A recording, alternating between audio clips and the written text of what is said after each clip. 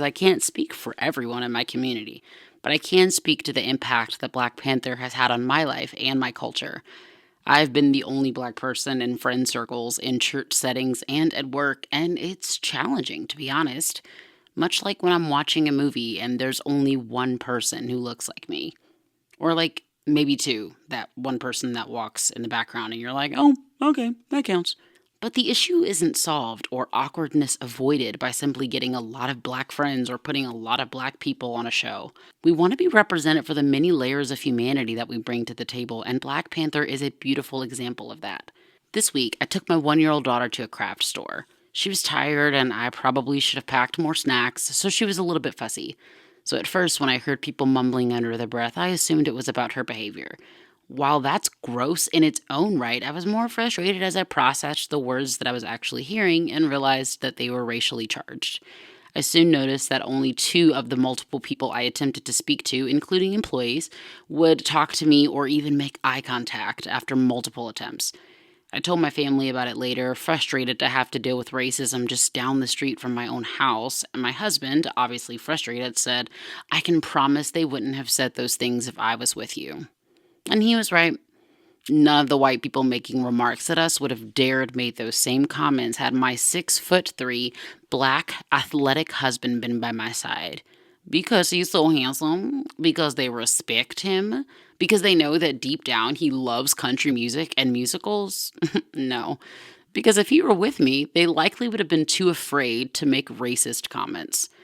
It's natural to be afraid of what or who you don't understand. It makes sense to feel timid or threatened when something or someone isn't normal to you, which is why everybody needs some Black friends, and why Black Panther further changes the narrative that many films and shows involving people of color do every single day.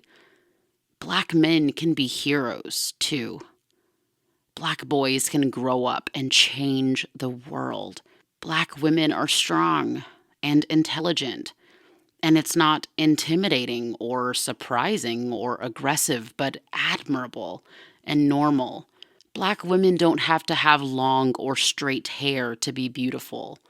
We can have long and straight hair. Trust me, my curls stretch further than you might believe. But if I braided it up tomorrow and shaved it off the next day, my beauty would not diminish. Black women don't have to be shaped a certain way or have a certain skin tone to be appreciated. Black men either. Black Panther is a culmination of African heritage and the many layers of that beautiful heritage that many of us don't really know how to find or connect to because of the heartbreaking way that our ancestors even came to America. Black Panther involves Black American culture and creative liberties because, like, Wakanda's not real. Like, we're not going to talk about how it's not real, but it's not technically real. But it's from the minds of people who look like me. It not only normalizes Blackness for the viewer who hasn't yet done so in their everyday life, but it celebrates Blackness for the viewer like me that is proud to be who God made me to be. It's a deep cut and seemingly random for me to even mention Disney Channel's original film, Up, Up, and Away, but that movie changed my life because I thought, wow, maybe there can be movies about Black superheroes too. Like the day that homeschoolers saw Mean Girls, and even though our experiences were nothing like Lindsay Lohan's, many of us whispered, finally, under our breath at the mere fact that we were being represented. It was when The Devil Wears Prada was released, and Princess Diaries fans across the world could all be heard saying, see? We told you Anne Hathaway was a star. When Christians watched Narnia, romantics saw The Notebook, women saw Wonder Woman, and when people who are both pretty and smart watched Reese Witherspoon become a lawyer, imagine that. A 1-year-old little girl being discriminated against in a craft store simply because of the color of her skin. But the story doesn't end there.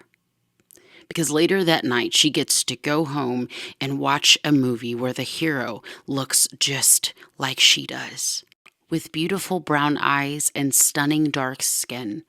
Not without flaw, but turning adversity into triumph. They change the world.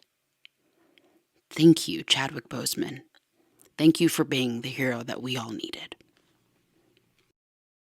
I was made to be A little different, not ordinary. I don't fit in with everybody, but I stand for who I am and who I'm made to be. A little different, not ordinary. I don't fit in with everybody, but I stand for who I am and who I'm made to be.